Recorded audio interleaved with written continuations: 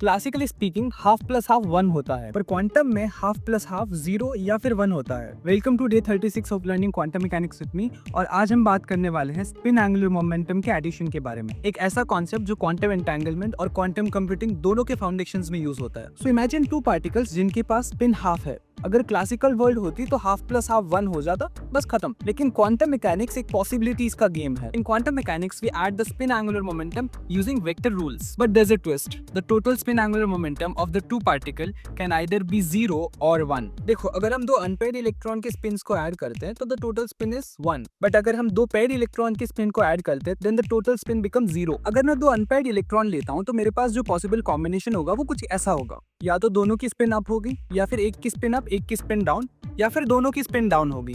अब अगर इन एरोस का वेक्टर एडिशन करें तो हमें z एक्सिस पर 3 प्रोजेक्शन मिलते हैं, which is 1, 0 and -1, and this is called as a triplet state. Similarly, अगर हम paired इलेक्ट्रॉन को ऐड करें तो paired इलेक्ट्रॉन एक दूसरे से एंटीसिमेट्रिक होते हैं and उनका addition turns out to be 0, and this is our singlet state. ये डिफरेंस सिर्फ मैथ नहीं है, इससे पता चलता है कि फर्मियंस के पेयर्स कैसे बनते हैं, कौन से स्टेट्स अलाउड है और एंटेंगलमेंट किस फॉर्म में हो रहा है, ये सब हमें यहीं से पता चलता है। Now there's a question for you. Do you think two electrons in an atom can exist in same orbital with the same spin? Why or why not? Comment down your answer and follow me for more.